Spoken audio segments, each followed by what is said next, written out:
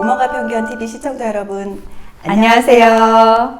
네, 저는 연변. 저는 전총입니다. 오늘은 어떤 주제에 대해서 대화를 나눠볼까 얘기하다가 굉장히 핫한 이슈가 있었어요. 최근에 25일 새벽에 우리나라 주요 언론에서조차 굉장히 대서특필했던 뉴스가, 아주 세계적인 빅뉴스가 있었거든요. 그 바로 미국에서 낙태와 49년 만에 낙태와 관련한 로데 웨이드 판결에 대해서 연방 대법원이 그것을 폐기한다라는 결정을 했다, 이런 뉴스가 있었어요. 그래서 저희가 오늘은 이 낙태와 관련된 여러 가지 이슈들에 대해서, 또 그리고 국내 현황에 대해서 우리 연변에게 이야기를 들어보는 그런 시간을 가지면 좋겠다고 생각을 했습니다.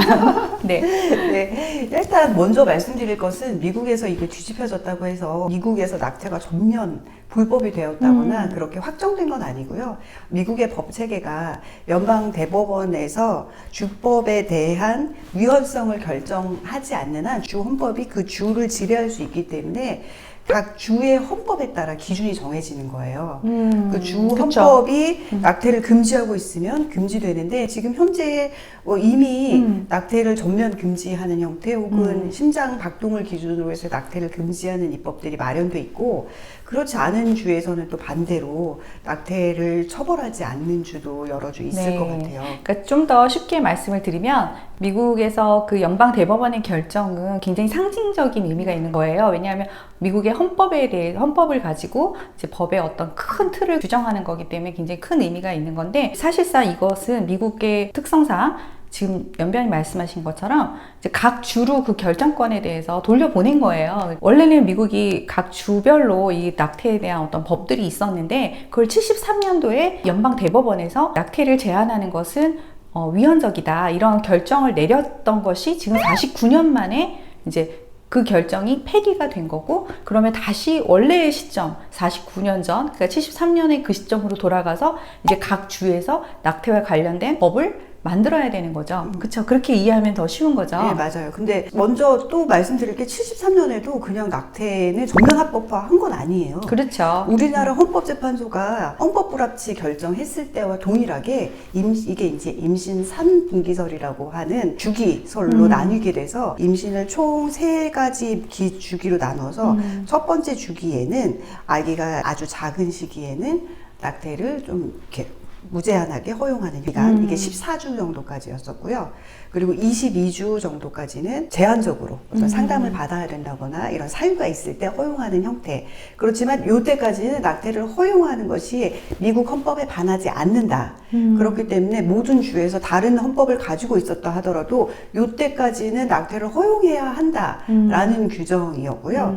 요런 임신 3분기설이 우리나라 헌법재판소 결정에도 많은 영향을 미쳤거든요. 그래서 저도 지금 이제 연변이 말씀하셨으니까, 그러니까 우리나라 법 지금 상태가 어떤지 되게 궁금해요. 왜냐하면 최근에 뉴스들을 보면 산모가 낙태를 하다가 실패를 해가지고 의사가 징역 처분을 받기도 하고, 또 어떤 경우에는 키울 수 없는 아이를 낳아서 그냥 그 아이를 영아를 죽도록 내버려 두거나 이렇게 방치하거나 유기하거나, 이런 일들이 심심치 않게 나오고 있거든요. 많은 여성들이 우리나라가 20년 12월 31일로 낙태법 자체가, 낙태죄 자체가 없어졌다, 이렇게 알고 있고, 그래서 그것으로 인해서 정말 임신한 산모들이나 의료 현장에서 이 낙태와 관련해서 어떤 액션을 취해야 되는지에 대해서 조금 혼란을 겪고 있는 상황인 것 같거든요. 그래서 이 부분에 대해서 연변이 조금 더 설명을 알아듣기 쉽게. 제가 그래서 아까 그 3분기설을 말씀드렸던 이유가, 사실 헌법재판소 결정문을 쭉 다 읽어보면 여러 논거를 대서 낙태를 일부 합법화하자는 논거를 대고 있지만,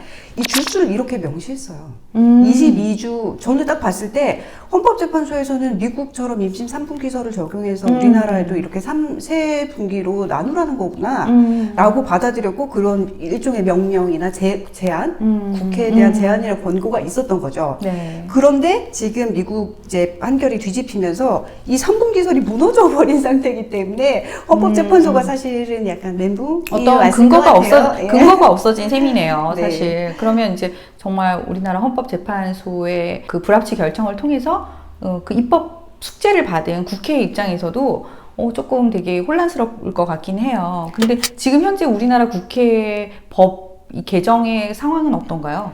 민주당이나 정의당은 낙태는 전면 합법화되어야 된다고 주장하기 때문에 임신 3분기 뭐 필요 없고 그냥 낙태는 다 여자가 자유롭게 내 몸이니까 여성이 아무 때나 결정할 수 있다라는 이제 여성의 자기결정권에 근거한 거다라는 것을 명시화하고 있어요.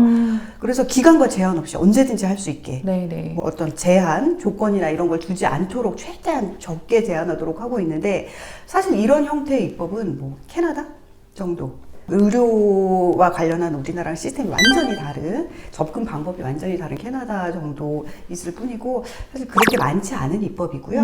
미국과 같은 이런 제한을 명시적으로 뭐 법률로 두고 있는 나라들도 사실은 12주 정도 이내의 낙태만 그렇죠. 제한적으로 허용하고 있고 반면 우리나라 입법에서는 주수를 기준으로 제한하고 있는 법안은 이제 정부에서는 14주 정도 이내 뭐 이렇게 제한하고 있는 반면 일부 서정수 의원님이나 국민의힘 의원님들께서는 뭐 6주, 10주 이렇게 해서 심장박동을 기준으로 해서 그게 아마 그 헌법재판소 결정에는 명확히 맞죠. 임신 3분기 정도를 고려해라. 왜냐하면 1분기는 아기가 아직 완전한 독립적인 생명체로 보기에는 조금 작고 그러니까 그때 여성의 자기결정권을 좀 더 넓게 인정해주고 그렇죠.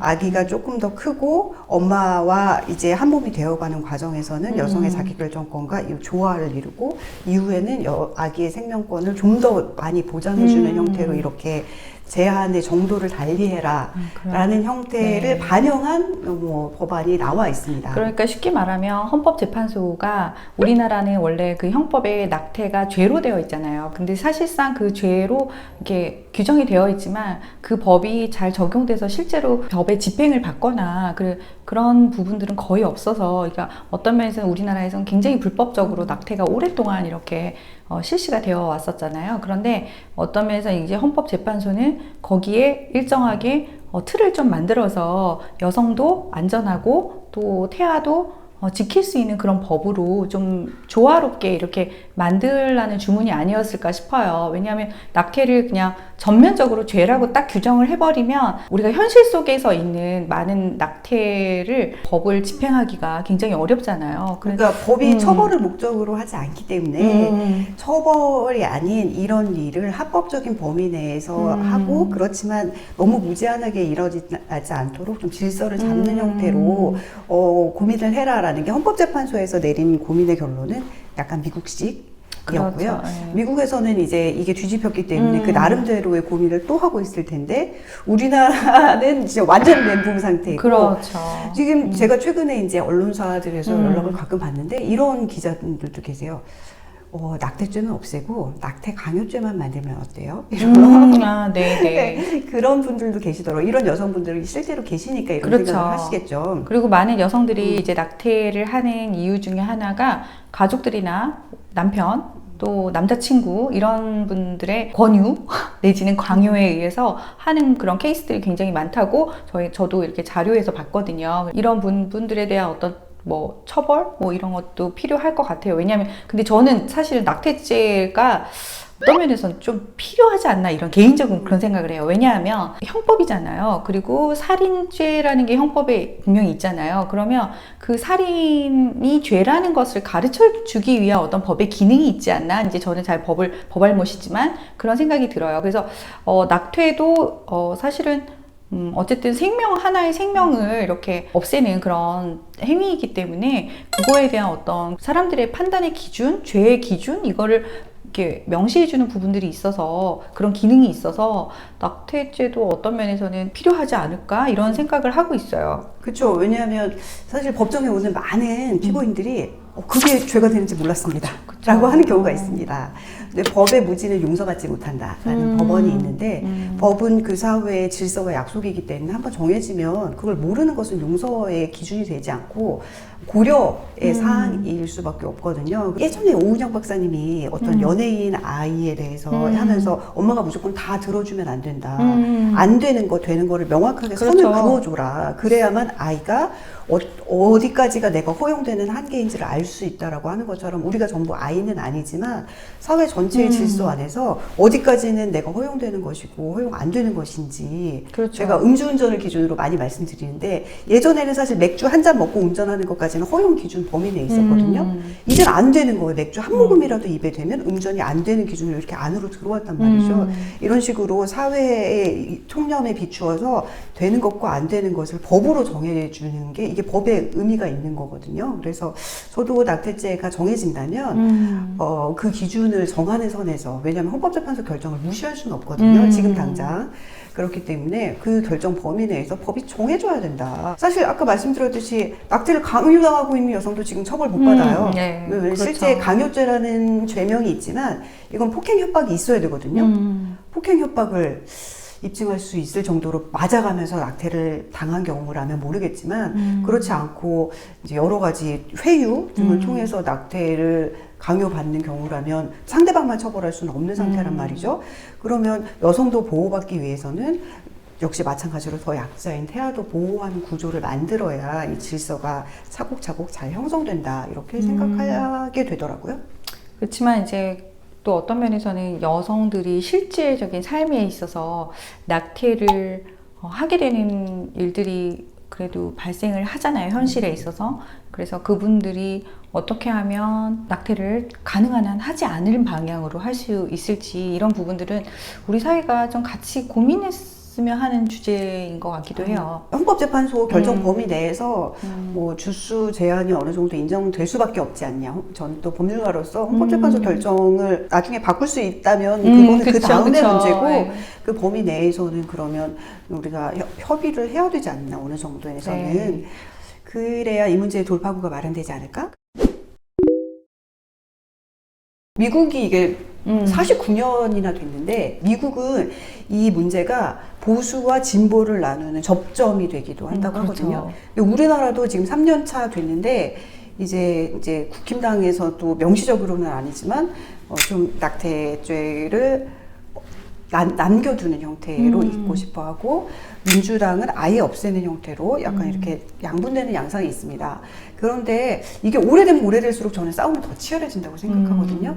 오히려 이럴 때 더 한 걸음씩 나서는 논의를 통해서 우리 사회에 맞는 기준을 정해야 전쟁이 치열해지지 않고 그리고 어쨌든 저는 이제 낙태를 최소화할 수 있는 그런 방향으로 법이 개정되어야 된다고 생각을 하고요. 그것이 여성에게도 좋아요. 근데 여성이 자기 결정권이라고 하지만 그 임신을 이제 중단을 해서 내가 얻을 수 있는 어떤 혜택이 있는가 하면 또 그 임신 중단을 통해서 자기가 짊어지게 되는 어떤 그런 고통도 있거든요. 그런 부분들을 우리 사회가 어디에 방점을 줄 것인가, 무게를 둘 것인가, 가치를 둘 것인가 이런 전반적인 문제와 연결이 되어 있고 그래서 저도 가능한 한 빨리 법은 제정이 되었으면 좋겠고요.